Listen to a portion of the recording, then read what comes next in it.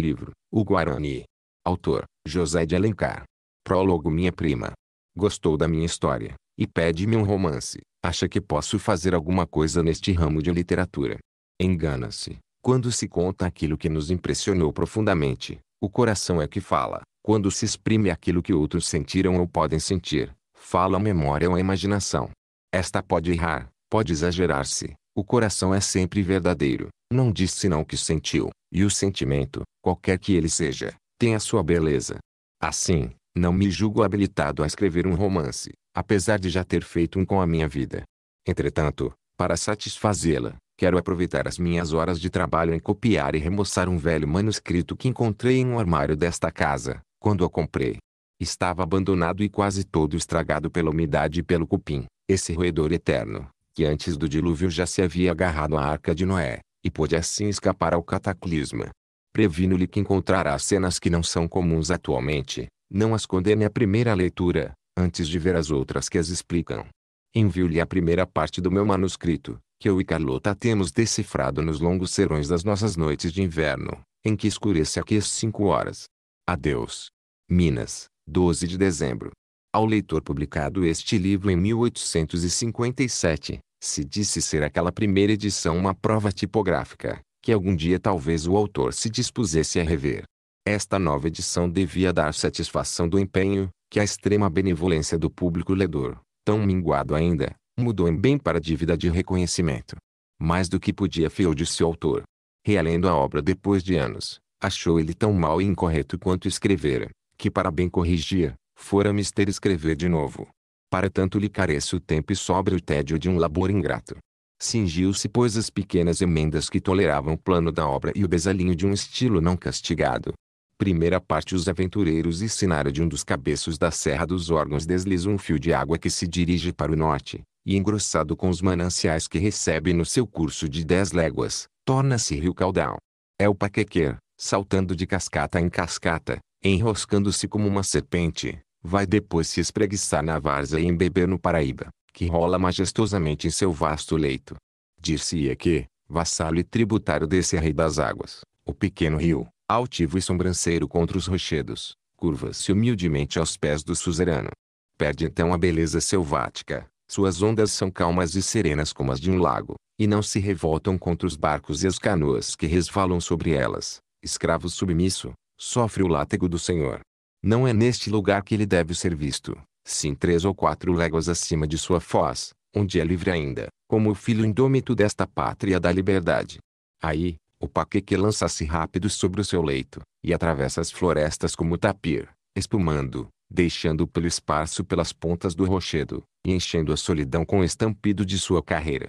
De repente, falta-lhe o espaço, foge-lhe a terra, o soberbo rio recua um momento para concentrar as suas forças, e precipita-se de um só arremesso, como o tigre sobre a presa. Depois, fatigado do esforço supremo, se estende sobre a terra, e adormece numa linda bacia que a natureza formou, e onde o recebe como em um leito de noiva, sob as cortinas de trepadeiras e flores agrestes. A vegetação nessas paragens ostentava outrora todo o seu luxo e vigor. Florestas virgens se estendiam ao longo das margens do rio, que corria no meio das arcarias de verdura e dos capitéis formados pelos leques das palmeiras. Tudo era grande e pomposo no cenário que a natureza, sublime artista, tinha decorado para os dramas majestosos dos elementos, em que o homem é apenas um simples comparsa. No ano da graça de 1604, o lagar que acabamos de descrever estava deserto e inculto. A cidade do Rio de Janeiro tinha se fundado havia menos de meio século, e a civilização não tivera tempo de penetrar o interior. Entretanto, via-se à margem direita do rio uma casa larga e espaçosa, construída sobre uma eminência, e protegida de todos os lados por uma muralha de rocha cortada a pique. A esplanada, sobre o que estava assentado o edifício, formava um semicírculo irregular que teria quando muito 50 braças quadradas. Do lado do norte havia uma espécie de escada de lajedo feita metade pela natureza e metade pela arte. Descendo 2 ou 3 dos largos degraus de pedra da escada, encontrava-se uma ponte de madeira solidamente construída sobre uma fenda larga e profunda que se abria na rocha.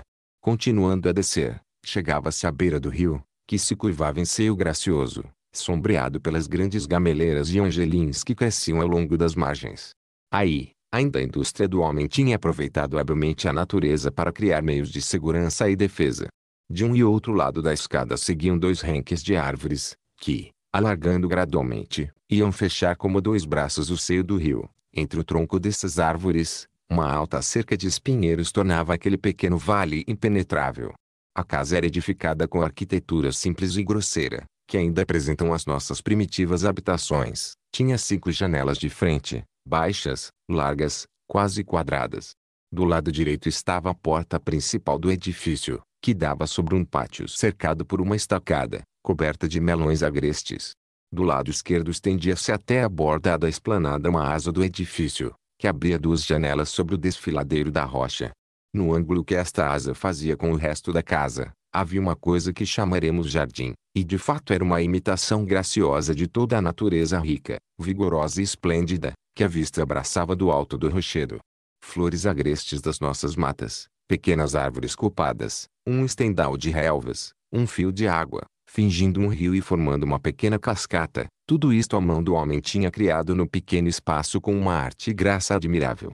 À primeira vista, olhando esse rochedo da altura de 2 braças, de onde se precipitava um arroio da largura de um copo de água, e o monte de grama, que tinha quando muito o tamanho de um divã, parecia que a natureza se havia feito menina e se esmerara a criar por capricho uma miniatura.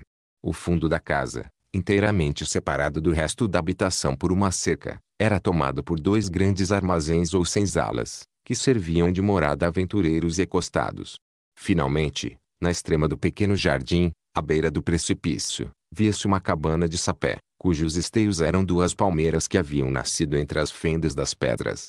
As abas do teto desciam até o chão. Um ligeiro sulco privava as águas da chuva de entrar nesta habitação selvagem. Agora que temos descrito o aspecto da localidade, onde se deve passar a maior parte dos acontecimentos desta história, podemos abrir a pesada porta de jacarandá, que serve de entrada, e penetrar no interior do edifício. O sala principal, o que chamamos ordinariamente sala da frente, respirava um certo luxo que parecia impossível existir nessa época em um deserto, como era então aquele sítio. As paredes e o teto eram calados, mas cingidos por um largo florão de pintura fresco. Nos espaços das janelas pendiam 2 retratos que representavam um fidalgo velho e uma dama também idosa. Sobre a porta do centro desenhava-se um brasão de armas em campo de 5 vieiras de ouro, riscadas em cruz entre 4 rosas de prata sobre palas e faixas. No escudo, formado por uma brica de prata orlada de vermelho, via-se um elmo também de prata, paquife de ouro e de azul, e por timbre um meio-leão de azul com uma vieira de ouro sobre a cabeça. Um largo reposteiro de damasco vermelho, onde se reproduzia o mesmo brasão, ocultava esta porta, que raras vezes se abria, e dava para um oratório. Defronte, entre as 2 janelas do meio, havia um pequeno dossel fechado por cortinas brancas com apanhandos azuis. Cadeiras de couro de alto espaldar, uma mesa de jacarandá de pés torneados, uma lâmpada de prata suspensa ao teto, constituíam a mobília da sala, que respirava um ar severo e triste. Os aposentos interiores eram do mesmo gosto, menos as decorações heráldicas, na asa do edifício, porém, esse aspecto mudava de repente, e era substituído por um quer que seja de caprichoso e delicado que revelava a presença de uma mulher.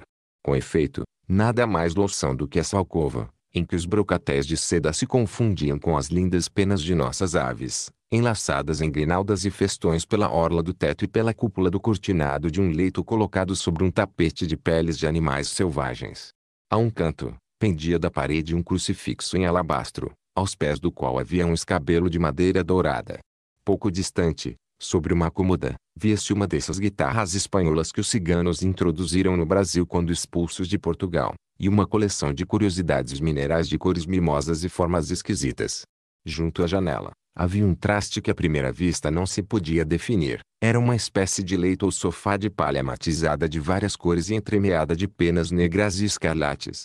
Uma garça real empalhada, prestes a desatar o voo, segurava com o bico a cortina de tafetá azul que ela abria com a ponta de suas asas brancas e caindo sobre a porta, vendava esse ninho da inocência aos olhos profanos. Tudo isto respirava um suave aroma de benjoim, que se tinha impregnado nos objetos com seu perfume natural, ou como a atmosfera do paraíso que uma fada habitava.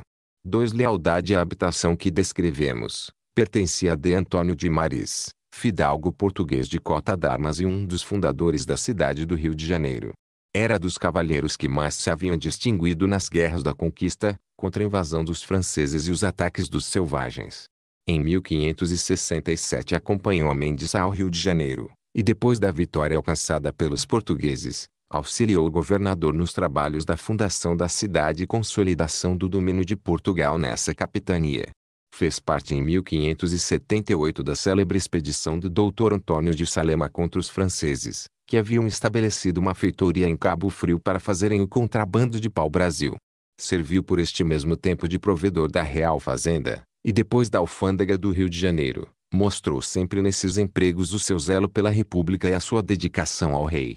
Homem de valor, experimentado na guerra, ativo, afeito a combater os índios, prestou grandes serviços nas descobertas e explorações do interior de Minas e Espírito Santo. Em recompensa do seu merecimento, o governador Mendes Sá lhe havia dado uma sesmaria de uma légua com fundo sobre o sertão, a qual depois de haver explorado, deixou por muito tempo devoluta. A derrota de Alcácer Quibir, e o domínio espanhol que se lhe seguiu, vieram modificar a vida de Antônio de Maris. Português de antiga têmpera, fidalgo leal, entendia que estava preso ao rei de Portugal pelo juramento da nobreza, e que só ele devia preto e menagem. Quando pois, em 1582, foi aclamado no Brasil de Felipe XI como sucessor da monarquia portuguesa, o velho fidalgo embainhou a espada e retirou-se do serviço. Por algum tempo esperou a projetada expedição de D. Pedro da Cunha, que pretendeu transportar ao Brasil a coroa portuguesa, colocada então sobre a cabeça do seu legítimo herdeiro, D. Antônio, prior do Crato. Depois, vendo que essa expedição não se realizava, e que seu braço e sua coragem de nada valiam ao rei de Portugal, jurou que ao menos lhe guardaria fidelidade até a morte. Tomou os seus penates, o seu brasão, as suas armas, a sua família, e foi estabelecer-se naquela sesmaria que lhe concedera Mendes Sá.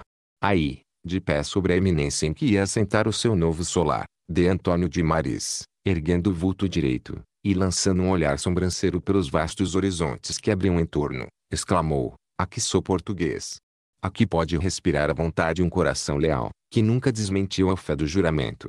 Nesta terra que me foi dada pelo meu rei, e conquistada pelo meu braço, nesta terra livre, tu reinarás, Portugal, como viverás na uma de teus filhos. Eu juro. Descobrindo-se, curvou o joelho em terra, e estendeu a mão direita sobre o abismo, cujos ecos adormecidos repetiram ao longe a última frase do juramento prestado sobre o altar da natureza, em face do sol que transmontava. Isto se passara em abril de 1593. No dia seguinte, começaram os trabalhos da edificação de uma pequena habitação que serviu de residência provisória, até que os artesãos vindos do reino construíram e decoraram a casa que já conhecemos. D. Antônio tinha juntado fortuna durante os primeiros anos de sua vida aventureira, e não só por capricho de fidalguia, mas em atenção à sua família, procurava dar a essa habitação construída no meio de um sertão, todo o luxo e comodidade possíveis.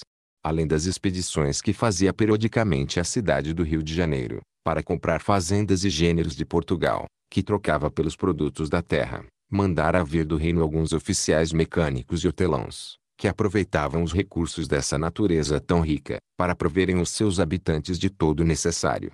Assim, a casa era um verdadeiro solar de fidalgo português, menos as ameias e a barbacã, as quais haviam sido substituídas por essa muralha de rochedos inacessíveis, que ofereciam uma defesa natural e uma resistência inexpugnável.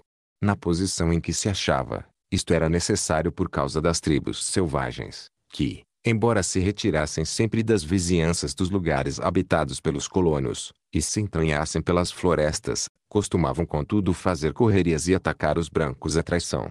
Em um círculo de uma légua da casa, não havia senão algumas cabanas em que moravam aventureiros pobres, desejosos de fazer fortuna rápida, e que tinham se animado a se estabelecer neste lugar, em parcerias de 10 e 20, para mais facilmente praticarem o contrabando do ouro e pedras preciosas, que iam vender na costa. Estes, apesar das precauções que tomavam contra os ataques dos índios, fazendo paliçadas e reunindo-se uns aos outros para a defesa comum, em ocasião de perigo vinham sempre abrigar-se na casa de D. Antônio de Maris, a qual fazia às vezes de um castelo feudal na Idade Média. O fidalgo os recebia como um rico homem que devia proteção e asilo aos seus vassalos, socorria-os em todas as suas necessidades, e era estimado e respeitado por todos que vinham, confiados na sua vizinhança, estabelecer-se por esses lugares. Deste modo, em caso de ataque dos índios, os moradores da casa do Paquequer não podiam contar senão com os seus próprios recursos, e por isso de Antônio, como homem prático e avisado que era, havia se premunido para qualquer ocorrência. Ele mantinha, como todos os capitães de descobertas daqueles tempos coloniais, uma banda de aventureiros que lhe serviam às suas explorações e correrias pelo interior. Eram homens ousados, destemidos, reunindo ao mesmo tempo os recursos do homem civilizado, a astúcia e a agilidade do índio de quem haviam aprendido. Eram uma espécie de guerrilheiros, soldados e selvagens ao mesmo tempo. De Antônio de Maris, que os conhecia, havia estabelecido entre eles uma disciplina militar rigorosa, mas justa. A sua lei era a vontade do chefe, o seu dever a obediência passiva, o seu direito uma parte igual na metade dos lucros. Nos casos extremos, a decisão era proferida por um conselho de 4, presidido pelo chefe, e cumpria-se sem apelo, como sem demora e hesitação. Pela força da necessidade, pois, o fidalgo se havia constituído senhor de baraço e cutelo, de alta e baixa justiça dentro de seus domínios. Devemos porém declarar que rara vez se tornara precisa a aplicação dessa lei rigorosa. A severidade tinha apenas o efeito salutar de conservar a ordem, a disciplina e a harmonia. Quando chegava a época da venda dos produtos, que era sempre anterior à saída da Armada de Lisboa, metade da banda dos aventureiros ia à cidade do Rio de Janeiro, apurava o ganho, fazia a troca dos objetos necessários, e na volta prestava suas contas. Uma parte dos lucros pertencia ao fidalgo, como chefe, a outra era distribuída igualmente pelos 40 aventureiros, que a recebiam em dinheiro ou em objetos de consumo. Assim vivia, quase no meio do sertão, desconhecida e ignorada essa pequena comunhão de homens, governando-se com as suas leis, os seus usos e costumes, unidos entre si pela ambição da riqueza, e ligados ao seu chefe pelo respeito, pelo hábito da obediência e por essa superioridade moral que a inteligência e a coragem exercem sobre as massas. Para de Antônio e para seus companheiros a quem ele havia imposto sua fidelidade, esse torrão brasileiro, esse pedaço de sertão, não era senão um fragmento de Portugal livre, de sua pátria primitiva. Aí só se reconhecia como rei ao duque de Bragança, legítimo herdeiro da coroa, e quando se corriam as cortinas do dossel da sala, as armas que se viam, eram as 5 quinas portuguesas, diante das quais todas as frontes inclinavam. De Antônio tinha cumprido seu juramento de vassalo leal, e, com a consciência tranquila por ter feito seu dever, com a satisfação que dá ao homem o mando absoluto, ainda mesmo em um deserto, rodeado de seus companheiros que ele considerava amigos, vivia feliz no seio de sua pequena família. Esta se compunha de 4 pessoas, sua mulher, de Laureana, dama paulista, imbuída de todos os prejuízos de fidalguia e de todas as abusões religiosas daquele tempo. No mais, um bom coração, um pouco egoísta, mas não tanto que não fosse capaz de um ato de dedicação. Seu filho, de Diogo de Maris, que devia mais tarde prosseguir na carreira de seu pai, e lhe sucedeu em todas as honras e forais, ainda moço, na flor da idade, gastava o tempo em correrias e caçadas. Sua filha, de Cecília, que tinha 18 anos, e que era a deusa desse pequeno mundo que ela iluminava com o seu sorriso, e alegrava com o seu gênio travesso e a sua mimosa fecerice. De Isabel, sua sobrinha, que os companheiros de Antônio, embora nada dissessem, suspeitavam ser o fruto dos amores do velho fidalgo por uma índia que havia cativado em uma das suas explorações. Demorei-me em descrever a cena e falar de algumas das principais personagens deste drama porque assim era preciso para que bem se compreendam os acontecimentos que depois se passaram. Deixarei porém que os outros perfis se desenhem por si mesmos. 3 A bandeira era meio-dia. Um troço de cavaleiros, que constaria quando muito de 15 pessoas, costeava a margem direita do Paraíba. Estavam todos armados da cabeça até os pés além da grande espada de guerra que batia as ancas do animal. Cada um deles trazia à cinta 2 pistoletes, um punhal na ilharga do calção, e o arcabuz passado a tiracolo pelo ombro esquerdo. Pouco adiante, 2 homens a pé tocavam alguns animais carregados de caixas e outros volumes cobertos com uma sarapilheira alcatroada, que os abrigava da chuva. Quando os cavaleiros, que seguiam a trote largo, venciam a pequena distância que os separava da tropa, os 2 caminheiros, para não atrasarem a marcha, montavam na garupa dos animais e ganhavam de novo a dianteira. Naquele tempo dava-se o nome de bandeiras essas caravanas de aventureiros que se entranhavam pelos sertões do Brasil, à busca de ouro, os brilhantes e esmeraldas, ou a descoberta de rios e terras ainda desconhecidos. Aqui nesse momento costeava a margem do Paraíba. Era da mesma natureza, voltava do Rio de Janeiro, onde fora vender os produtos de sua expedição pelos terrenos auríferos. Uma das ocasiões, em que os cavaleiros se aproximaram da tropa que seguia alguns passos, um moço de 28 anos, bem parecido, e que marchava à frente do troço, governando seu cavalo com muito garbo e gentileza, quebrou o silêncio geral. Vamos, rapazes, disse ele alegremente aos caminheiros, um pouco de diligência, e chegaremos com cedo. Restam-nos apenas umas 4 léguas. Um dos bandeiristas, ao ouvir estas palavras, chegou às esporas a cavalgadura, e avançando algumas braças, colocou-se ao lado do moço. Ao que parece, tendes pressa de chegar, senhor Álvaro de Sá, disse ele com um ligeiro acento italiano, e um meio sorriso cuja expressão de ironia era disfarçada por uma benevolência suspeita. De certo, senhor Loredano, nada é mais natural a quem viaja, do que o desejo de chegar. Não digo o contrário, mas confessareis que nada também é mais natural a quem viaja, do que poupar os seus animais. Que quereis dizer com isto, senhor Loredano? Perguntou Álvaro com um movimento de enfado.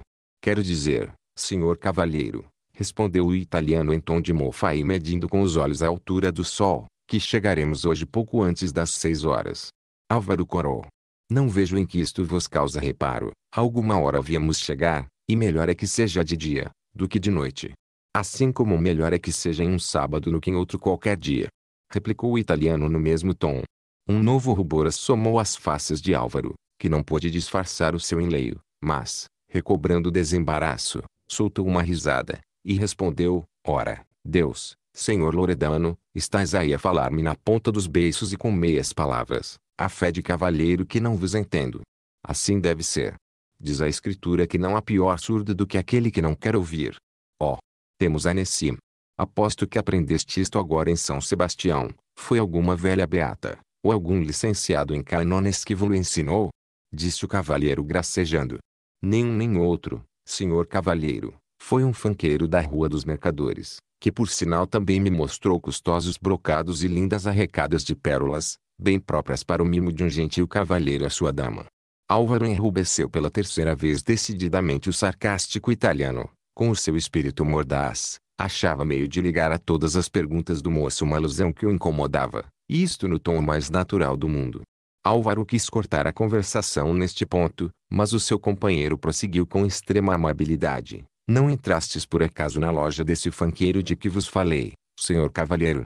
Não me lembro, é de crer que não, pois apenas tive tempo de arranjar os nossos negócios, e nem me restou para ver essas galantarias de damas e fidalgas, disse o moço com frieza. É verdade. Acudiu Loredano com uma ingenuidade simulada. Isto me fez lembrar que só nos demoramos no Rio de Janeiro 5 dias, quando das outras vezes eram nunca menos de 10 e 15. Tive ordem para ver-me com toda a rapidez, e creio, continuou fitando no italiano um olhar severo, que não devo contas de minhas ações senão àqueles a quem dei o direito de pedi-las. Perbaco, cavalheiro. Tomais as coisas ao revés. Ninguém vos pergunta por que motivo fazeis aquilo que vos praz, mas também achareis justo que cada um pense à sua maneira. Pensai o que quiserdes, disse Álvaro levantando os ombros e avançando o passo da sua cavalgadura. A conversa interrompeu-se. Os 2 cavaleiros, um pouco adiantados ao resto do troço, caminhavam silenciosos um a par do outro. Álvaro às vezes enfiava um olhar pelo caminho como para medir a distância que ainda tinham de percorrer, e outras vezes parecia pensativo e preocupado. Nestas ocasiões, o italiano lançava sobre ele um olhar a furto, cheio de malícia e ironia. Depois continuava a assobiar entre dentes uma cançoneta de Condottieri, de quem ele apresentava o verdadeiro tipo. Um rosto moreno, coberto por uma longa barba negra, entre a qual o sorriso desdenhoso fazia brilhar a alvura de seus dentes, olhos vivos, a fronte larga, descoberta pelo chapéu desabado que caía sobre o ombro, alta estatura, e uma constituição forte, ágil e musculosa, eram os principais traços deste aventureiro. A pequena cavalgata tinha deixado a margem do rio, que não oferecia mais caminho, e tomara por uma estreita picada aberta na mata.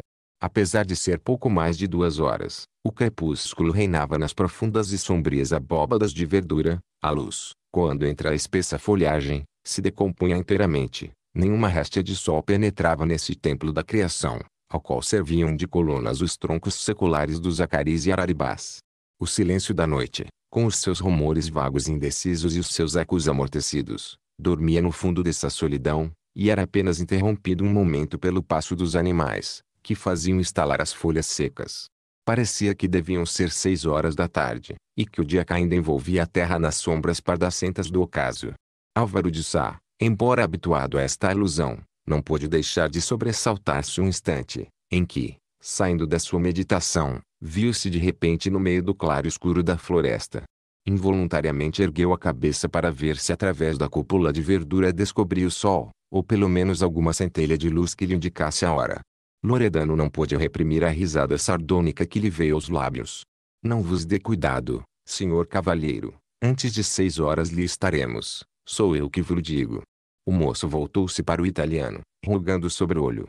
Senhor Loredano, é a segunda vez que dizeis esta palavra em um tom que me desagrada. Pareceis querer dar a entender alguma coisa, mas falta-vos o ânimo de a proferir.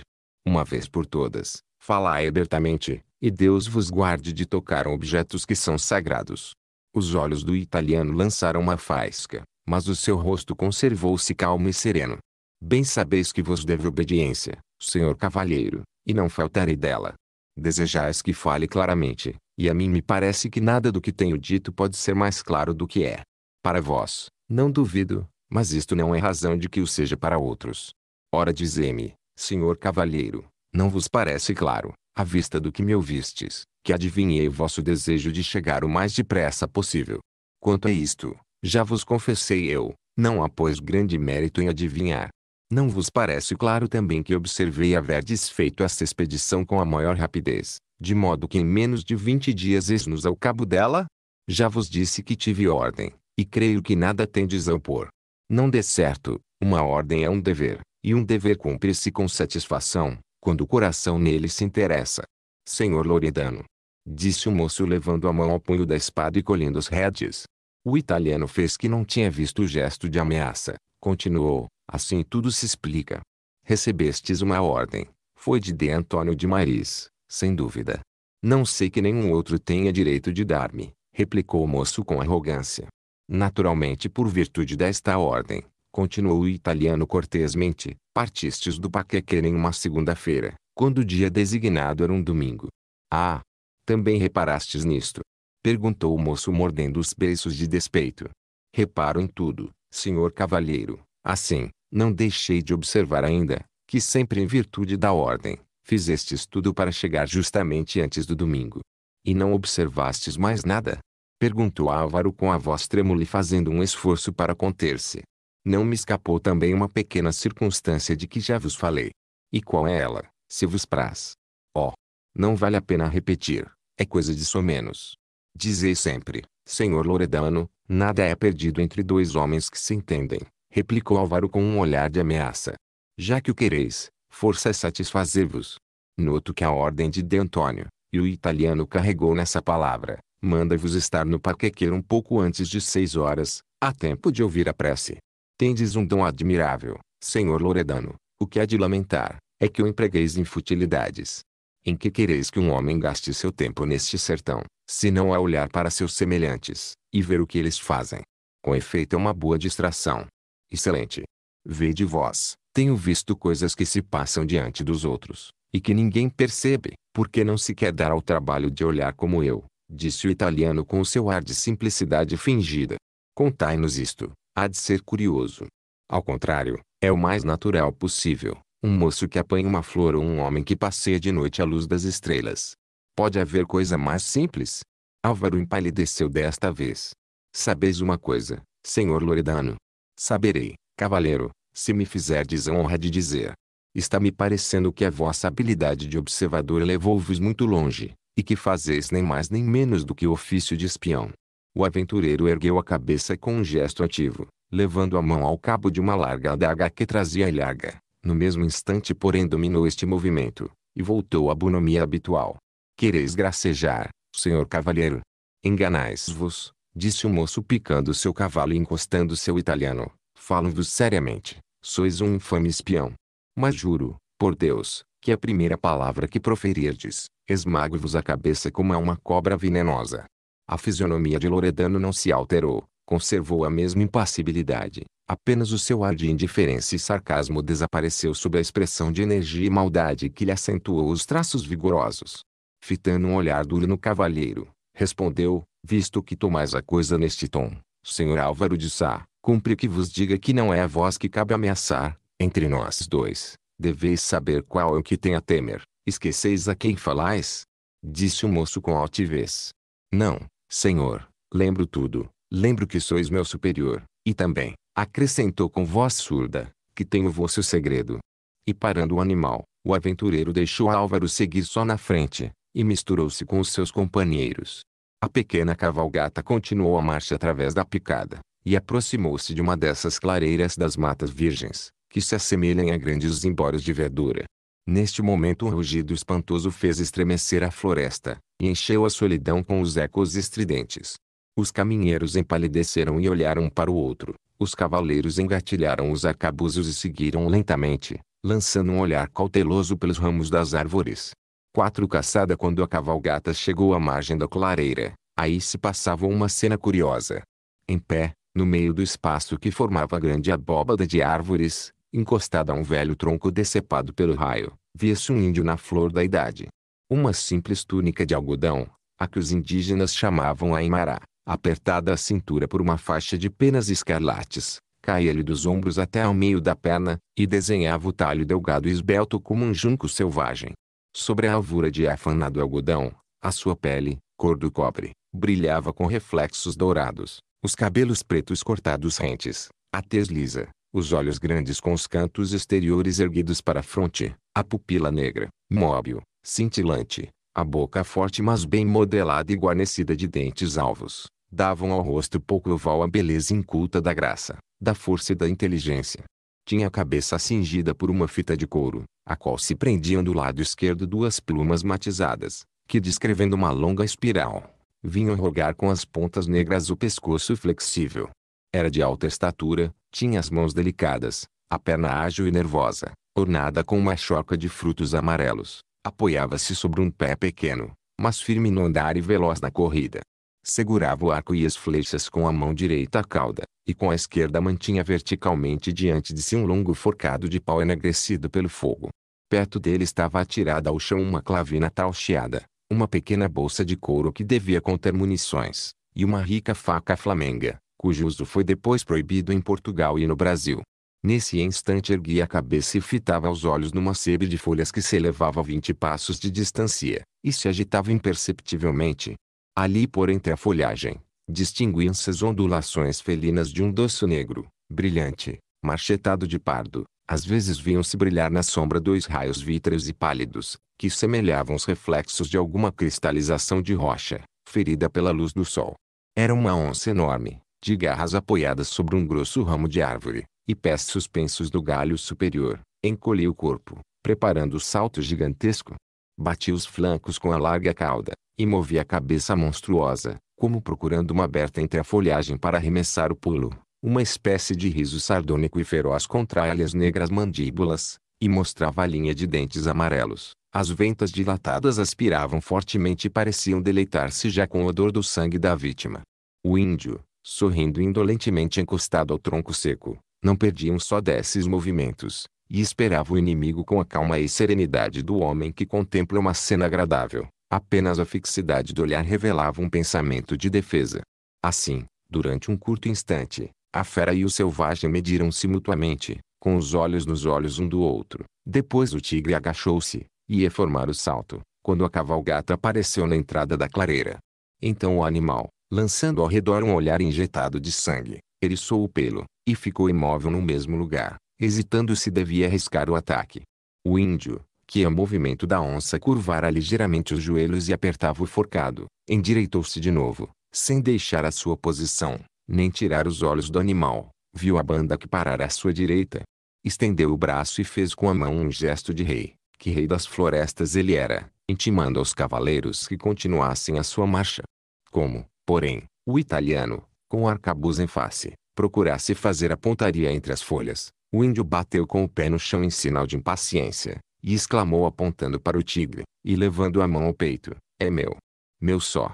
Estas palavras foram ditas em português, com uma pronúncia doce e sonora, mas em tom de energia e resolução. O italiano riu. "Por Deus! Eis um direito original.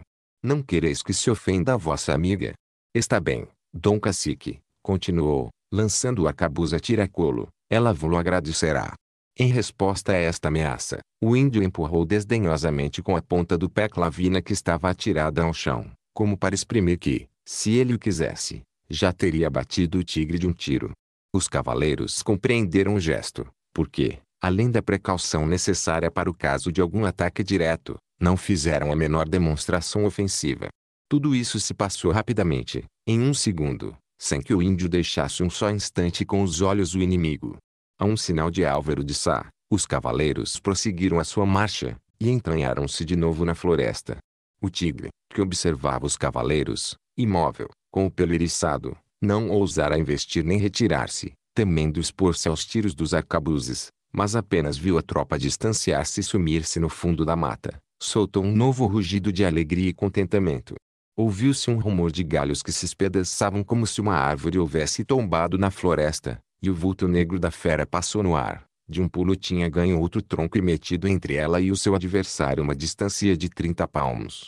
O selvagem compreendeu imediatamente a razão disto. A onça, com os seus instintos carniceiros e a sede voraz de sangue, tinha visto os cavalos e desdenhava o homem, fraca presa para saciá-la. Com a mesma rapidez com que formulou este pensamento, tomou na cinta uma flecha pequena e delgada como espinho de ouriço, e esticou a corda do grande arco, que excedia de 1/3 a sua altura. Ouviu-se um forte sibilo, que foi acompanhado por um bramido da fera. A pequena seta despedida pelo índio se cravara na orelha, e uma segunda, açoitando o ar, ia ferir-lhe a mandíbula inferior. O tigre tinha se voltado ameaçador e terrível, aguçando os dentes uns nos outros, rugindo de fúria e vingança. De 2 saltos aproximou-se novamente. Era uma lata de morte a que ia se travar. O índio o sabia, e esperou tranquilamente, como da primeira vez, a inquietação que sentira um momento de que a presa lhe escapasse, desaparecera. Estava satisfeito. Assim, estes 2 selvagens das matas do Brasil, cada um com as suas armas, cada um com a consciência de sua força e de sua coragem, consideravam-se mutuamente como vítimas que iam ser imoladas. O tigre desta vez não se demorou, apenas se achou a coisa de 15 passos do inimigo, retraiu-se com uma força de elasticidade extraordinária e atirou-se como um estilhaço de rocha, cortada pelo raio foi cair sobre o índio, apoiado nas largas patas de trás, com o corpo direito, as garras estendidas para degolar a sua vítima, e os dentes prontos a cortar-lhe a jugular. A velocidade deste salto monstruoso foi tal que, no mesmo instante em que se vira brilhar entre as folhas os reflexos negros de sua pele azevichada, já a fera tocava o chão com as patas. Mas tinha em frente um inimigo digno dela, pela força e agilidade. Como a princípio, o índio havia dobrado um pouco os joelhos, e segurava na esquerda a longa forquilha, sua única defesa. Os olhos sempre fixos magnetizavam o animal. No momento em que o tigre se lançara, curvou-se ainda mais, e fugindo com o corpo apresentou o gancho. A fera, caindo com a força do peso e a ligeireza do pulo, sentiu o forcado cerrar-lhe o colo, e vacilou. Então, o selvagem distendeu-se com a flexibilidade da cascavel ao lançar o bote, fincando os pés e as costas no tronco, arremessou-se e foi cair sobre o ventre da onça, que, subjugada, prostrada de costas, com a cabeça presa ao chão pelo gancho, debatia-se contra o seu vencedor, procurando de balde alcançá-lo com as garras. Esta luta durou minutos. O índio, com os pés apoiados fortemente nas pernas da onça, e o corpo inclinado sobre a forquilha, mantinha assim imóvel a fera, que há pouco corria a mata não encontrando obstáculos à sua passagem. Quando o animal, quase asfixiado pela estrangulação, já não fazia senão uma fraca resistência, o selvagem, segurando sempre a forquilha, meteu a mão debaixo da túnica e tirou uma corda de ticum que tinha enrolado a cintura em muitas voltas. Nas pontas desta corda havia 2 laços que ele abriu com os dentes e passou nas patas dianteiras ligando-as fortemente uma à outra. Depois fez o mesmo às pernas, e acabou por amarrar as 2 mandíbulas, de modo que a onça não pudesse abrir a boca. Feito isto, correu a um pequeno arroio que passava perto, e enchendo de água uma folha de cajueiro bravo, que tornou cova, veio borrifar a cabeça da fera. Pouco a pouco o animal ia tornando a si, e o seu vencedor aproveitava este tempo para reforçar os laços que o prendiam, e contra os quais toda a força e agilidade do tigre seriam impotentes. Neste momento uma cutia tímida e arisca apareceu na lesilha da mata, e adiantando o focinho, escondeu-se arrepiando seu pelo vermelho afogueado. O índio saltou sobre o arco, e abateu daí a alguns passos no meio da carreira. Depois, apanhando o corpo do animal que ainda palpitava, arrancou a flecha, e veio deixar cair nos dentes da onça as gotas do sangue quente e fumegante. Apenas o tigre moribundo sentiu o odor da carniça, e o sabor do sangue que filtrando entre as presas caíra na boca, fez uma contorção violenta, e quis soltar um urro que apenas exalou-se num gemido surdo e abafado. O índio sorria, vendo os esforços da fera para arrebentar as cordas que atavam de maneira que não podia fazer um movimento, a não serem essas retorções do corpo, em que debalde se agitava. Por cautela tinha-lhe ligado até os dedos uns aos outros para privar-lhe que pudesse usar das unhas longas e retorcidas, que são a sua arma mais terrível. Quando o índio satisfez o prazer de contemplar o seu cativo, quebrou na mata 2 galhos secos de biribá, e rogando rapidamente um contra o outro, tirou fogo pelo atrito e tratou de preparar a sua caça para jantar. Em pouco tempo tinha acabado a selvagem refeição, que ele acompanhou com alguns favos de mel de uma pequena abelha que fabrica as suas colmeias no chão. Foi ao regato, bebeu alguns goles de água, lavou as mãos, o rosto e os pés, e cuidou em pôr-se a caminho. Passando pelas patas do tigre o seu longo arco que suspendeu ao ombro, e vergando ao peso do animal que se debatia em contorções, tomou a picada por onde tinha seguido a cavalgata. Momentos depois, no lugar desta cena já deserto, entreabriu-se uma moita espessa, e surgiu um índio completamente nu, ornado apenas com uma trofa de penas amarelas. Lançou ao redor um olhar espantado, examinou cautelosamente o fogo que ardia ainda e os restos da caça, deitou-se encostando o ouvido em terra, e assim ficou algum tempo.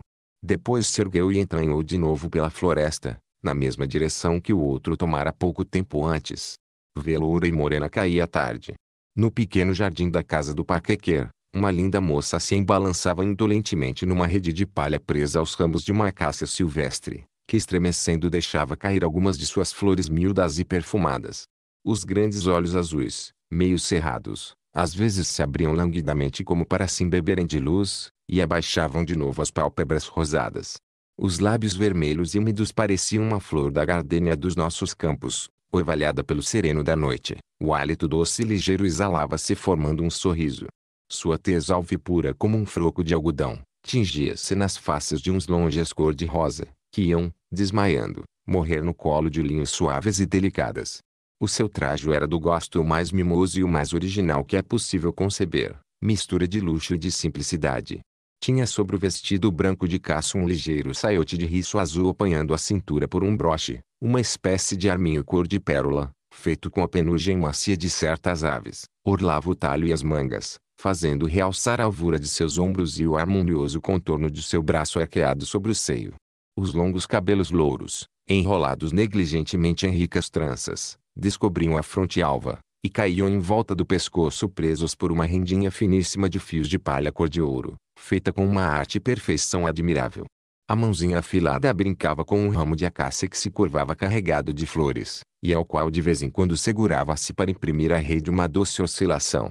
Esta moça era Cecília.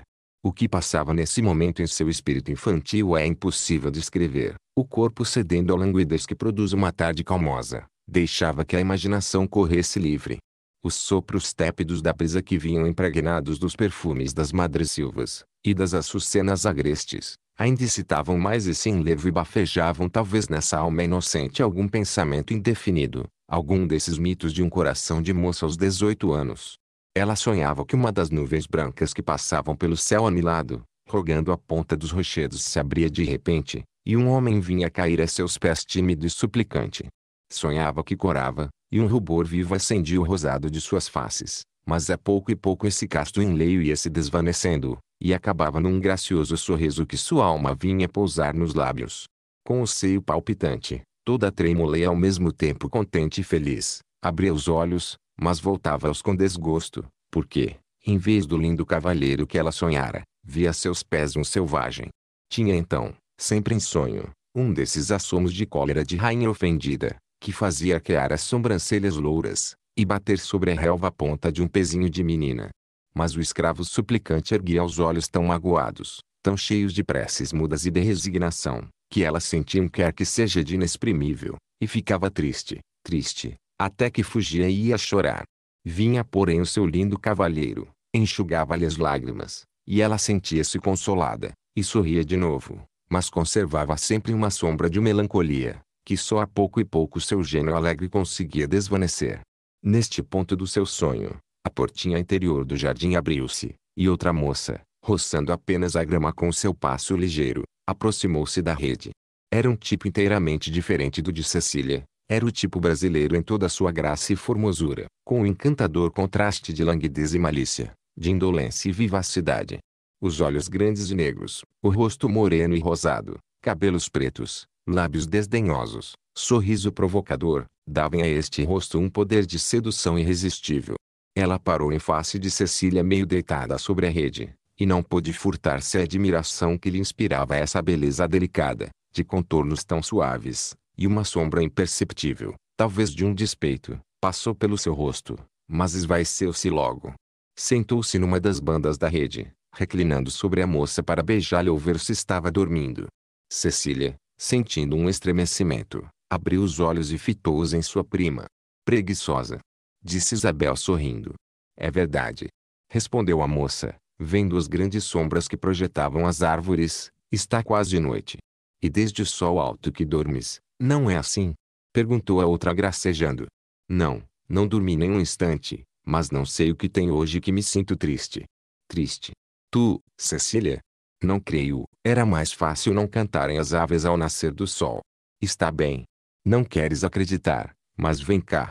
Por que razão has de estar triste? Tu que durante todo o ano só tens um sorriso, tu que és alegre e travessa como um passarinho. É para veres. Tudo cansa neste mundo. Ah, compreendo. Estás enfastiada de viver aqui nestes ermos. Já me habituei tanto a ver estas árvores, este rio, estes montes, que quero-lhes como se me tivessem visto nascer. Então o que é que te faz triste? Não sei, falta-me alguma coisa. Não vejo o que possa ser. Sim. Já adivinho. Adivinhas o quê? Perguntou Cecília admirada. Ora, o que te falta? Se eu mesma não sei, disse a moça sorrindo. Olha, respondeu Isabel, ali está a tua rola esperando que a chames, e o teu veadinho que te olha com os seus olhos doces. Só falta outro animal selvagem. Peri! Exclamou Cecília rindo-se da ideia de sua prima. Ele mesmo.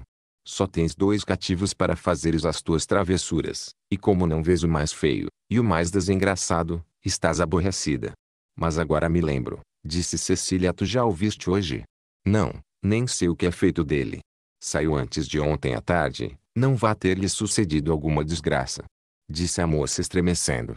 Que desgraça queres tu que lhe possa suceder? Não anda ele todo o dia batendo o mato, e correndo como uma fera bravia? Sim, mas nunca lhe sucedeu ficar tanto tempo fora, sem voltar a casa. O mais que pode acontecer, é terem-lhe apertado as saudades da sua vida antiga e livre. Não! Exclamou a moça com vivacidade. Não é possível que nos abandonasse assim, mas então o que pensas que andará fazendo por esse sertão? E verdade! Disse a moça preocupada. Cecília ficou um momento com a cabeça baixa, quase triste. Nesta posição, a vista caiu sobre o veado, que fitava nela a sua pupila negra com toda a languidez e suavidade, que a natureza pusera em seus olhos. A moça estendeu a mão e deu com a ponta dos dedos um estalinho, que fez o lindo animal saltar de alegria e vir pousar a cabeça no seu regaço. Tu não abandonarás tua senhora, não é? Disse ela passando a mão sobre o seu pelo acetinado. Não faças caso, Cecília, replicou Isabel reparando na melancolia da moca. Pedirás a meu tio para caçar-te outro que farás domesticar, e ficará mais manso do que o teu peri. Prima, disse a moça com um ligeiro tom de repreensão, tratas muito injustamente esse pobre índio que não te fez mal algum. Ora, Cecília, como queres que se trate um selvagem que tem a pele escura e o sangue vermelho? Tua mãe não diz que um índio é um animal como um cavalo ou um cão? Estas últimas palavras foram ditas com uma ironia amarga, que a filha de Antônio de Maris compreendeu perfeitamente. Isabel! Exclamou ela ressentida. Sei que tu não pensas assim, Cecília, e que o teu bom coração não olha a cor do rosto para conhecer a alma. Mas os outros, cuidas que não percebo o desdém com que me tratam. Já te disse por vezes que é uma desconfiança tua, todos te querem, e te respeitam como devem. Isabel abanou tristemente a cabeça. Vai-te bem o consolar-me, mas tu mesma tens visto se eu tenho razão. Ora, um momento de zanga de minha mãe, e um momento bem longo, Cecília. Respondeu a moça com um sorriso amargo. Mas escuta, disse Cecília passando o braço pela cintura de sua prima e chamando-a a si. Tu bem sabes que minha mãe é uma senhora muito severa mesmo para comigo. Não te canses, prima, isto só serve para provar-me ainda mais o que já te confessei. Nesta casa só tu me amas, os mais me desprezam. Pois bem, replicou Cecília, eu te amarei por todos, não te pedi já que me tratasses como irmã. Sim. E isto me causou um prazer, que tu não imaginas. Se eu fosse tua irmã, e por que não has de sê-lo? Quero que o sejas, para ti, que para ele. Este ele foi murmurado dentro da alma. Mas olha que exijo uma coisa. O que é? Perguntou Isabel. É que eu serei a irmã mais velha. Apesar de seres mais moça. Não importa. Como irmão mais velha, tu me deves obedecer. De certo, respondeu a prima sem poder deixar de sorrir. Pois bem, exclamou Cecília beijando-a na face, não te quero ver triste, ouviste? Senão fico zangada. E tu não estavas triste há pouco. Oh, já passou. Disse a moça saltando ligeiramente da rede. Com efeito, aquela doce languidez com que se embalançava há pouco, cismando em mil coisas, tinha desaparecido completamente. Seu gênio de menina alegre e feiticeira havia cedido um momento ao enlevo, mas voltava de novo. Era agora como sempre uma moça risonha e faceira, respirando toda a graciosa gentileza, misturada de inocência e estovamento, que dão ar livre à vida passada no campo. Erguendo-se, apinhou em botão de rosa os lábios vermelhos e imitou com uma graça encantadora os arrulhos doces da juriti. Imediatamente a rola saltou dos galhos da acácia, e veio aninhar-se no seu seio, estremecendo de prazer ao contato da mãozinha que alisava sua penugem macia. Vamos dormir, disse ela à rola com a garridice com que as mães falam aos filhinhos recém-nascidos. A rolinha está com sono, não é? E deixando sua prima um momento só no jardim, foi agasalhar os seus dois companheiros de solidão, com tanto carinho e solicitude que bem revelava a riqueza de sentimento que havia no fundo desse coração, envolta pela graça infantil de seu espírito. Nesta ocasião ouviu-se um tropel de animais perto da casa. Isabel lançou os olhos sobre as margens do rio, e viu uma banda de cavaleiros que entravam à cerca. Soltou um grito de surpresa, de alegria e susto ao mesmo tempo. Que é? Perguntou Cecília correndo para sua prima. São eles que chegam. Eles quem? O senhor Álvaro e os outros. Ah! Exclamou a moça corando. Não achas que voltaram muito depressa? Perguntou Isabel sem reparar na perturbação de sua prima. Muito. Quem sabe se houve alguma coisa. 19 dias apenas. Disse Isabel maquinalmente. Contaste os dias? É fácil. Respondeu a moça corando por sua vez. Depois de amanhã faz 3 semanas. Vamos a ver que lindas coisas eles nos trazem. Nos trazem. Repetiu Isabel carregando sobre a palavra com um tom de melancolia. Nos trazem, sim, porque eu encomendei um fio de pérolas para ti. Devem ir-te bem as pérolas, com tuas faces cor de jambo. Sabes que eu tenho inveja do teu moreninho, prima. E eu daria a minha vida para ter a tua alvura, Cecília. Aí. O sol está quase a se pôr. Vamos.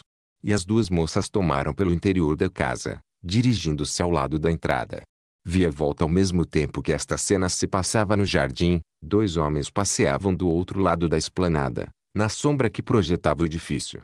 Um deles, de alto porte, conhecia-se imediatamente que era um fidalgo pela altivez do gesto e pelo trajo de cavalheiro.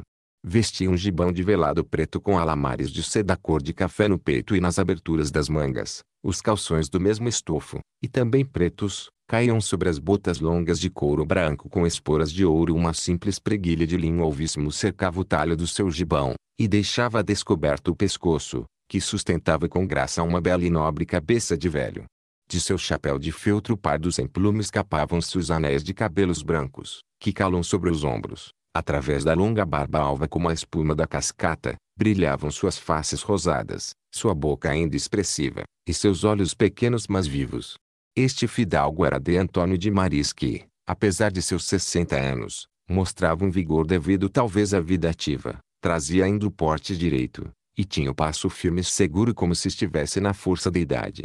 O outro velho, que caminhava a seu lado com o chapéu na mão, era Aires Gomes, seu escudeiro e antigo companheiro de sua vida aventureira. O fidalgo depositava a maior confiança na sua discrição e zelo. A fisionomia deste homem tinha, quer pela sagacidade inquieta que era a sua expressão ordinária, quer pelos seus traços alongados, uma certa semelhança com o focinho da raposa, semelhança que era ainda mais aumentada pelo seu trajo bizarro. Trazia sobre o gibão de belbutina cor de pinhão uma espécie de veste do pelo daquele animal, do qual eram também as botas compridas, que lhe serviam quase de calções. Inclunegues, Aires Gomes, dizia o fidalgo ao seu escudeiro, medindo a passos lentos o terreno, estou certo que és do meu parecer. Não digo de todo que não, senhor cavalheiro, confesso que de Diogo cometeu uma imprudência matando essa índia. Dize uma barbaria, uma loucura. Não penses que com ser meu filho, o desculpo, julgais com demasiada severidade. E o devo, porque um fidalgo que mata uma criatura fraca e inofensiva, comete uma ação baixa e indigna. Durante 30 anos que me acompanhas, sabes como trato os meus inimigos, pois bem, a minha espada, que tem abatido tantos homens na guerra, cair-me-ia da mão se, num momento de desvario, a erguesse contra uma mulher. Mas é preciso ver que casta de mulher esta, uma selvagem. Sei o que queres dizer, não partilho essas ideias que vogam entre os meus companheiros. Para mim, os índios quando nos atacam, são inimigos que devemos combater, quando nos respeitam são vassalos de uma terra que conquistamos, mas são homens. Vosso filho não pensa assim, e bem sabeis que os princípios que lhe deu a senhora de Lauriana, minha mulher, replicou o fidalgo com algum azedume. Mas não é disto que discorríamos. Sim, faláveis dos receios que vos inspirava a imprudência de Diogo. E que pensas tu? Já vos disse que não vejo as coisas tão negras como vós, senhor de Antônio. Os índios vos respeitam, vos temem, e não se animarão a atacar-vos. Digo-te que te enganas, ou antes que procuras enganar-me. Não sou capaz de tal, senhor cavalheiro, conheces tão bem como eu, Aires, o caráter desses selvagens, sabes que a sua paixão dominante é a vingança, e que por ela sacrificam tudo, a vida e a liberdade. Não desconheço isto, respondeu o escudeiro. Eles me temem, dizes tu, mas desde o momento em que se julgarem ofendidos por mim, sofrerão tudo para vingar-se. Tendes mais experiência do que eu, senhor cavalheiro, mas queira Deus que vos enganeis. Voltando-se na beira da esplanada para continuarem o seu passeio, de Antônio de Maris e o seu escudeiro viram um moço cavaleiro que atravessava pela frente da casa. Deixa-me, disse o fidalgo a Aires Gomes, e pensa no que te disse, em todo caso que estejamos preparados para recebê-los. Se vierem. Retrucou o teimoso escudeiro afastando-se. De Antônio dirigiu-se lentamente para o moço fidalgo que se havia sentado a alguns passos. Vendo aproximar-se seu pai, de Diogo de Maris ergueu-se e descobrindo-se esperou numa atitude respeitosa. Senhor cavalheiro, disse o velho com um ar severo, infringistes ontem as ordens que vos dei. Senhor, apesar das minhas recomendações expressas, ofendestes um desses selvagens e excitastes contra nós a sua vingança. Pusestes em risco a vida de vosso pai, de vossa mãe e de homens dedicados. Deveis estar satisfeito de vossa obra. Meu pai, cometestes uma ação má assassinando uma mulher, uma ação indigna do nome que vos dei. Isto mostra que ainda não sabeis fazer uso da espada que trazeis à cinta. Não mereço esta injúria, senhor. Castigai-me, mas não rebaixeis vosso filho. Não é vosso pai que vos rebaixa, senhor cavalheiro, e sim a ação que praticastes. Não vos quero envergonhar, tirando essa arma que vos dei para combater pelo vosso rei, mas como ainda não vos sabeis servir dela, proíbo-vos que atireis da bainha ainda que seja para defender a vossa vida. De Diogo inclinou-se em sinal de obediência. Partireis brevemente, apenas chegar à expedição do Rio de Janeiro, e ireis pedir a Diogo Botelho que vos dê serviço nas descobertas. Sois português, e deveis guardar fidelidade ao vosso rei legítimo, mas combatereis como fidalgo e cristão em prol da religião, conquistando a gente desta terra que um dia voltará ao domínio de Portugal livre. Cumprirei as vossas ordens, meu pai. Daqui até então, continuou o velho fidalgo, não arredareis pé desta casa sem minha ordem. Ide, senhor cavalheiro, lembrai-vos que tenho 60 anos, e que vossa mãe e vossa irmã breve carecerão de um braço valente para defendê-las, e de um conselho avisado para protegê-las. O moço sentiu as lágrimas borbulharem nos olhos, mas não balbuciou uma palavra, Curvou-se e beijou respeitosamente a mão de seu pai. De Antônio de Maris, depois de olhá-lo um momento com uma severidade sob a qual transpareciam os assomos do amor de pai, voltou pelo mesmo caminho e ia continuar o seu passeio quando sua mulher apareceu na soleira da porta. De Lauriana era uma senhora de 55 anos, magra, mas forte e conservada como seu marido. Tinha ainda os cabelos pretos matizados por alguns fios brancos que escondiam seu alto penteado, coroado por um desses antigos pentes tão largos que cingiam toda a cabeça, e fingiam uma espécie de diadema. Seu vestido de lapim cor de fumo, de cintura comprida, um pouco curto na frente, tinha uma cauda respeitável, que ela arrastava com um certo donaire de fidalga, resto de sua beleza, há muito perdida. Longas arrecadas de ouro com pingentes de esmeralda, que lhe rogavam quase os ombros, e um colar com uma cruz de ouro ao pescoço, eram todos os seus ornatos. Quanto ao moral, já dissemos que era uma mistura de fidalguia e devoção. O espírito de nobreza que em de Antônio de Maris era um realce, nela tornava-se uma ridícula exageração. No ermo em que se achava, em lugar de procurar desvanecer um pouco a distinção social que podia haver entre ela e os homens no meio dos quais vivia, ao contrário, aproveitava o fato de ser a única dama fidalga daquele lugar para esmagar os outros com a sua superioridade, e reinar do alto de sua cadeira de espaldar, que para ela era quase um trono. Em religião o mesmo sucedia, e um dos maiores desgostos que ela sentia na sua existência, era não se ver cercada de todo esse aparato do culto, que de Antônio, como os homens de uma fé robusta e de um espírito direito, tinha sabido substituir perfeitamente. Apesar desta diferença de caracteres, de Antônio de Maris, ou por concessões ou por serenidade, vivia em perfeita harmonia com sua mulher, procurava satisfazê-la em tudo, e quando não era possível, exprimia sua vontade de um certo modo, que a dama conhecia imediatamente que era escusado insistir. Só em um ponto a sua firmeza tinha sido baldada, e fora em vencer a repugnância que de Lauriana tinha por sua sobrinha, mas como o velho fidalgo sentia talvez doer-lhe a consciência nesse objeto, deixou sua mulher livre de proceder como lhe parecesse, e respeitou os seus sentimentos. Faláveis a de Diogo com um ar tão severo.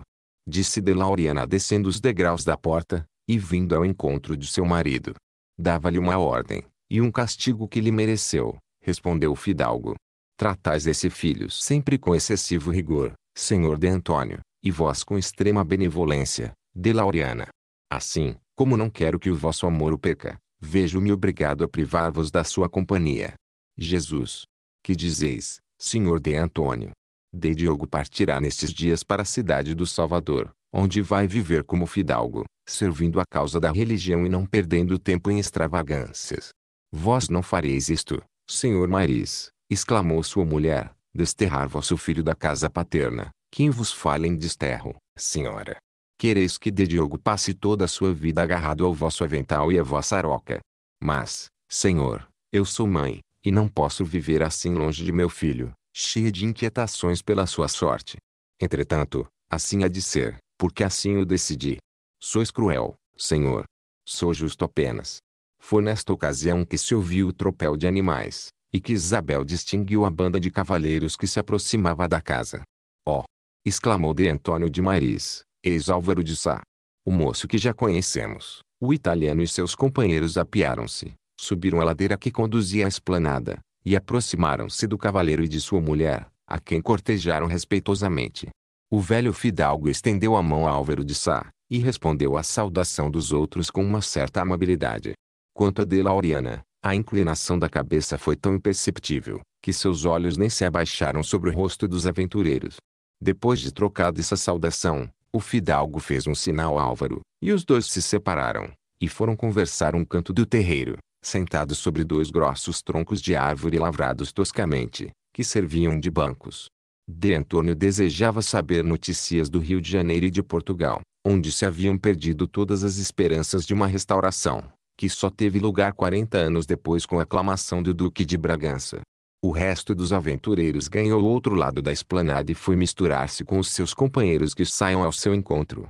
Aí foram recebidos por um tiroteio de perguntas, de risadas e ditos chistosos, em que tomaram parte, depois, uns, curiosos de novidades, outros, ávidos de contar o que viram, começaram a falar ao mesmo tempo, de modo que ninguém se entendia. Nesse instante, as duas moças apareceram na porta, Isabel parou trêmula e confusa. Cecília, descendo ligeiramente os degraus, correu para sua mãe. Enquanto ela atravessava o espaço que a separava de Lauriana, Álvaro, tendo obtido a permissão do fidalgo, adiantou-se com o chapéu na mão, foi inclinar-se corando diante da moça.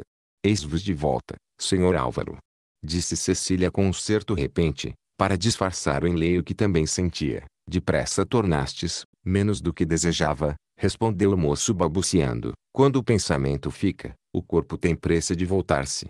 Cecília corou e fugiu para junto de sua mãe. Durante que esta breve cena se passava no meio da esplanada, 3 olhares bem diferentes acompanhavam, e partindo de pontos diversos cruzavam-se sobre essas 2 cabeças que brilhavam de beleza e mocidade. De Antônio de Maris, sentado a alguma distância, considerava aquele lindo par, e um sorriso íntimo de felicidade expandiu seu rosto venerável. Ao longe, Loredano, um pouco retirado dos grupos dos seus companheiros, cravava nos moços um olhar ardente, duro, incisivo, enquanto as narinas dilatadas aspiravam ar com a delícia da fera que fareja a vítima. Isabel, a pobre menina, fitava sobre Álvaro os seus grandes olhos negros, cheios de amargura e de tristeza. Sua alma parecia coar-se naquele raio luminoso e ir curvar-se aos pés do moço.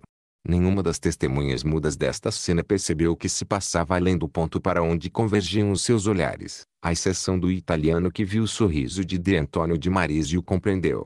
Enquanto isto sucedia, Diogo, que se havia retirado, voltou a saudar Álvaro e seus companheiros recém-chegados. O moço tinha ainda no rosto a expressão de tristeza que lhe haviam deixado as palavras severas de seu pai. 7 a pressa, a tarde ia morrendo. O sol declinava no horizonte e deitava-se sobre as grandes florestas, que iluminava com os seus últimos raios. A luz frouxa e suave do ocaso, deslizando pela verde alcatifa, enrolava-se como ondas de ouro e de púrpura sobre a folhagem das árvores. Os espinheiros silvestres desatavam as flores alvas e delicadas, e o ouricuri abria suas palmas mais novas, para receber no seu cálice o orvalho da noite. Os animais retardados procuravam a pousada, enquanto a Juriti, chamando a companheira, soltava os arrulhos doces e saudosos com que se despede do dia. Um concerto de notas graves saudava o pôr do sol, e confundia-se com o rumor da cascata, que parecia quebrar a aspereza de sua queda, e ceder à doce influência da tarde. Era a Ave Maria.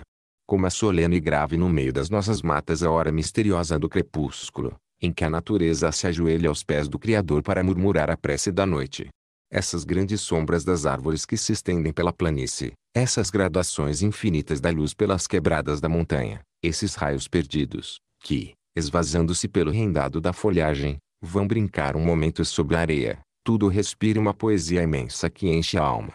O urutau no fundo da mata solta as suas notas graves e sonoras, que, reboando pelas longas crastas de verdura, vão ecoar ao longe como o toque lento e pausado do ângelus.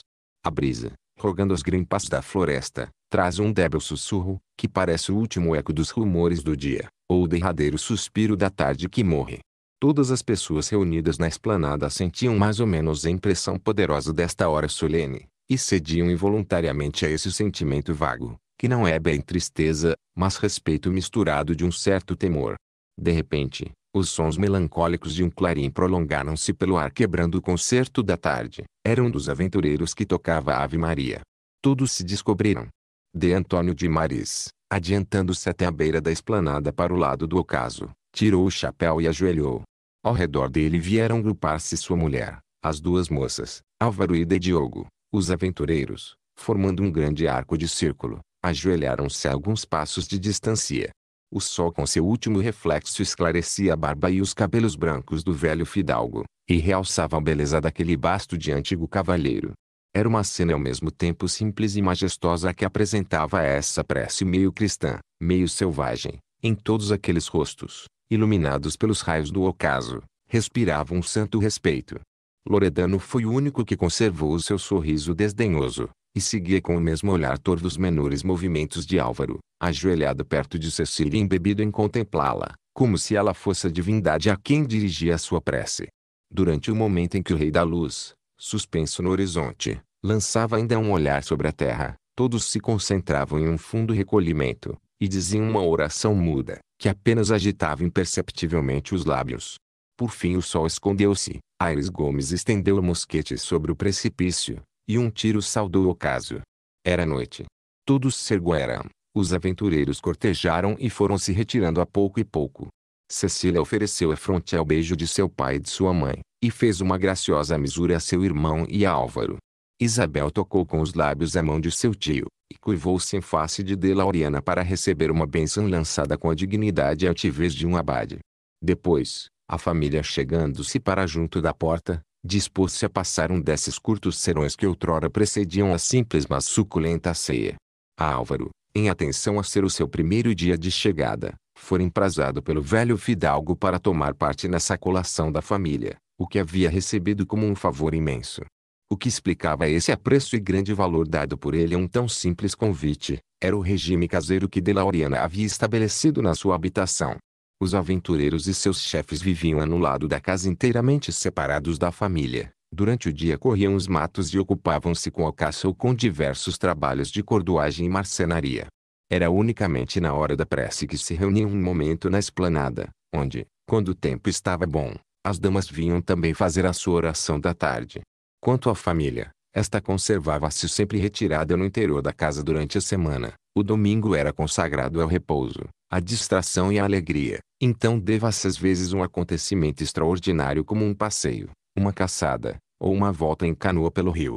Já se vê pois a razão por que Álvaro tinha tantos desejos, como dizia o italiano, de chegar ao Paquequera em um sábado, e antes das 6 horas, o moço sonhava com a aventura desses curtos instantes de contemplação e com a liberdade do domingo, que lhe ofereceria talvez ocasião de arriscar uma palavra.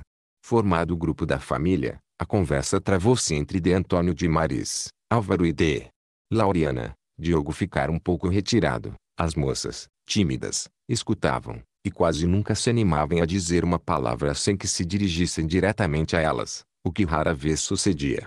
A Álvaro, desejoso de ouvir a voz doce e argentina de Cecília, da qual ele tinha saudade pelo muito tempo que não a escutava, procurou um pretexto que a chamasse à conversa.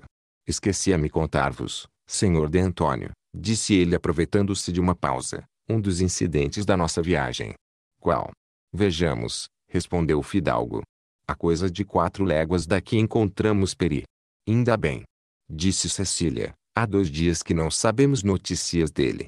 Nada mais simples, replicou o fidalgo, ele corre todo este sertão. Sim, tornou Álvaro, mas o modo por que o encontramos é que não vos parecerá tão simples. O que fazia então? Brincava com uma onça como o vosso veadinho, dé Cecília. Meu Deus! Exclamou a moça soltando um grito. Que tens, menina? Perguntou de Lauriana. É que ele deve estar morto a esta hora, minha mãe. Não se perde grande coisa, respondeu a senhora. Mas eu serei a causa de sua morte. Como assim, minha filha? Disse de Antônio. Vede vós, meu pai, respondeu Cecília enxugando as lágrimas que lhe saltavam dos olhos. Conversava quinta-feira com Isabel, que tem grande medo de onças, e brincando, disse-lhe que desejava ver uma viva, e Peria foi buscar para satisfazer o teu desejo, replicou o fidalgo rindo. Não há que admirar. Outras tem ele feito. Porém, meu pai, isso é coisa que se faça. A onça deve tê-lo morto. Não vos assusteis, de Cecília, ele saberá defender-se. E vós, senhor Álvaro, por que não o ajudastes a defender-se? Disse a moça sentida. Oh! Se visseis a raiva com que ficou por querermos atirar sobre o animal. E o moço contou parte da cena passada na floresta. Não há dúvida, disse de Antônio de Maris, na sua cega dedicação por Cecília quis fazer-lhe a vontade com risco de vida. É para mim uma das coisas mais admiráveis que tenho visto nesta terra, o caráter desse índio. Desde o primeiro dia que aqui entrou, salvando minha filha, a sua vida tem sido um só ato de abnegação e heroísmo. Crede-me, Álvaro, é um cavalheiro português no corpo de um selvagem. A conversa continuou, mas Cecília tinha ficado triste, não tomou mais parte nela. De Lauriana retirou-se para dar as suas ordens. O velho fidalgo e o moço conversaram até 8 horas, em que o toque de uma campa no terreiro da casa veio anunciar a ceia. Enquanto os outros subiam os degraus da porta e entravam na habitação, Álvaro achou ocasião de trocar algumas palavras com Cecília. Não me perguntais pelo que me ordenastes, de Cecília? Disse ele a meia voz. Ah, sim. Trouxestes todas as coisas que vos pedi? Todas e mais. Disse o moço balbuciando. E mais o quê? Perguntou Cecília. E mais uma coisa que não pedistes. Esta não quero. Respondeu a moça com um ligeiro enfado. Nem por vos pertencer já? Replicou ele timidamente. Não entendo. É uma coisa que já me pertence, dizeis? Sim, porque é uma lembrança vossa. Nesse caso guardai-a, senhor Álvaro, disse ela sorrindo, e guardai-a bem. E fugindo, foi ter com seu pai, que chegava à varanda, e em presença dele recebeu de Álvaro um pequeno cofre, que o moço fez conduzir, e que continha suas encomendas. Estas consistiam em joias, sedas, espiguilhas de linho, fitas, glacês, holandês, e um lindo par de pistolas primorosamente embutidas. Vendo essas armas, a moça soltou um suspiro abafado e murmurou consigo: meu pobre Peri. Talvez já não te sirvam nem para te defenderes. O ceia foi longa e pausada, como costumava ser naqueles tempos em que a refeição era uma ocupação seria, e a mesa um altar que se respeitava. Durante a colação, Álvaro esteve descontente pela recusa que a moça fizera do modesto presente que ele havia acariciado com tanto amor e tanta esperança. Logo que seu pai ergueu-se, Cecília recolheu ao seu quarto, e ajoelhando diante do crucifixo, fez a sua oração. Depois, erguendo-se, foi levantar um canto da cortina da janela e olhar a cabana em que se erguia na ponta do rochedo, e estava deserta e solitária. Sentia apertar-se o coração com a ideia de que, por um gracejo, tivesse sido a causa da morte desse amigo dedicado que lhe salvara a vida, e arriscava todos os dias a sua somente para fazê-la sorrir. Tudo nesta recâmara lhe falava dele, suas aves, seus dois amiguinhos que dormiam, um no seu ninho e outro sobre o tapete, as penas que serviam de ornato ao aposento, as peles dos animais que seus pés rogavam, o perfume suave de beijo em que ela respirava, tudo tinha vindo do índio, que, como um poeta ou um artista, parecia criar em torno dela um pequeno templo dos primores da natureza brasileira. Ficou assim a olhar pela janela muito tempo. Nessa ocasião nem se lembrava de Álvaro, o jovem cavalheiro elegante, tão delicado, tão tímido, que corava diante dela, como ela diante dele. De repente a moça estremeceu. Tinha visto a luz das estrelas passar um vulto que ela reconheceu pela alvura de sua túnica de algodão, e pelas formas esbeltas e flexíveis. Quando o vulto entrou na cabana, não lhe restou a menor dúvida. Era Peri. Sentiu-se aliviada de um grande peso, e pôde então entregar-se ao prazer de examinar um por um, com toda a atenção, os lindos objetos que recebera, e que lhe causavam um vivo prazer. Nisto gastou seguramente meia hora. Depois deitou-se, e como já não tinha inquietação nem tristeza, adormeceu sorrindo à imagem de Álvaro e pensando na mágoa que lhe fizera, recusando o seu mimo. 3 linhas tudo estava em sossego, apenas quando o vento escasseava, ouvia-se do lado do edifício habitado pelos aventureiros um rumor de vozes abafadas. A esta hora, havia naquele lagar 3 homens bem diferentes pelo seu caráter, pela sua posição e pela sua origem, que entretanto tinham uma mesma ideia. Separados pelos costumes e pela distância, os seus espíritos quebravam essa barreira moral e física, e se reuniam num só pensamento, convergindo para um mesmo ponto como os raios de um círculo. Sigamos pois cada uma das linhas traçadas por essas existências, que mais cedo ou mais tarde hão de cruzar-se no seu vértice. Numa das alpendradas que corriam no fundo da casa, 36 aventureiros cercavam uma longa mesa, no meio da qual trescalavam em escudelhas de pau algumas peças de caça, já estreadas de uma maneira que faziam honrar ao apetite dos convivas. O catalão não corria nos canjirões de louça e de metal com tanta fartura quanto era de desejar, mas, em compensação, viam-se aos cantos do alpendre, grossas talhas cheias de vinho de caju e ananás, onde os aventureiros podiam beber à larga. O vício tinha suprido os licores europeus pelas bebidas selvagens, afora uma pequena diferença de sabor, havia no fundo de todas elas o álcool que cita o espírito, e produz a embriaguez. A colação começara à meia hora. Nos primeiros momentos não se ouviu senão o mastigar dos dentes, os beijos dados aos canjirões, e o ranger da faca na escudela. Depois, um dos aventureiros proferiu uma palavra, cuja réplica correu imediatamente à roda da mesa. A conversa tornou-se uma espécie de coro confuso e discordante. Foi no meio desta algazarra que um dos convivas, erguendo a voz, lançou estas palavras: E vós, Loredano, nada dizeis? Estais aí que não há modo de vos ouvir uma palavra. Certo, acudiu outro. Bento Simões diz verdade. Se não é a fome que vos traz mudo, algo tendes, miser italiano. Voto a Deus, Martim Vaz, disse um terceiro, que são penares por alguma moçoila que andou requestando em São Sebastião. Tirai-vos lá com os vossos penares, Rui Sueiro, Achais que Loredano se acha homem de se amofinar por coisa de tal jaez? E por que não, Vasco Afonso? Todos calçamos pelo mesmo sapato, em que o aperte mais a uns do que a outros. Não julgueis os mais por vós, dom namorado, homens a que trazem seu pensamento empregado em coisa de maior valia do que requebros e galanteios. O italiano conservava-se taciturno, e deixava que os outros o trouxessem a